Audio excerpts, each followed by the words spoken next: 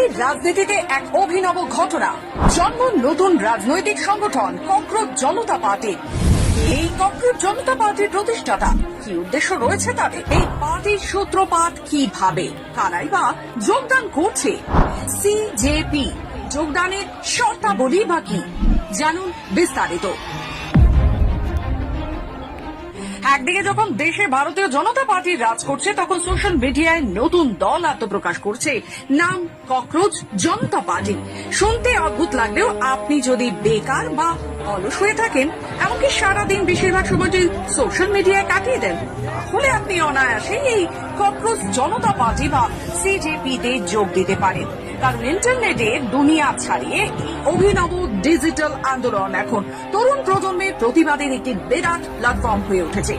এমনকি তৃণমূল কংগ্রেসের সাংসদ মহুয়া মৈত্র বা কীর্তি আজাদের মতো প্রথম সারির রাজনৈতিক ব্যক্তিত্বরাও এই ট্রেন্ডে সামিল হচ্ছে। তবে আপনি কি জানেন কিভাবে সূত্রপাত এই পার্টির? এই পার্টির উদ্দেশ্যই বা কি? সম্প্রতি সুপ্রিম কোর্টের প্রধান বিচারপতি সূর্যকান্ত একটি মামলা শুনানি করার সময় মন্তব্য করেছিলেন যে কিছু বেকার যুবক যুবতী আরশোলার মতো চারদিকে ঘুরে বেড়াচ্ছে, আর পেশাগতভাবে ব্যর্থ হয়ে কেউ সোশ্যাল মিডিয়া ইনফ্লুয়েন্সার, কেউ বা সাংবাদিক, আর কেউ কেউ আরটিআই কর্মী সেজে গোটা সিস্টেমকে আক্রমণ করছে। There are youngsters like cockroaches. They don't get any employment. They don't have any place in profession.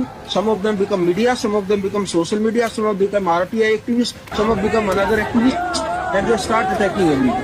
And you people find content producing because I go to not taking of the matter as if there are already parasites in society who attack you people, who attack the system, and you want to join hands with them.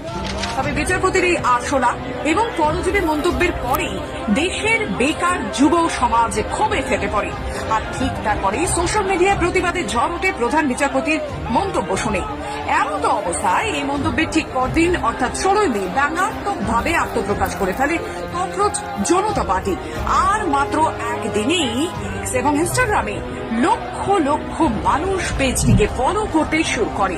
এমনকি 1 লক্ষের বেশি তরুণ তরুণী এই অভিনব পার্টির সদস্যপদ গ্রহণ করে ফেলে। কে এই ককরোচ জনতা পার্টির প্রতিষ্ঠাতা?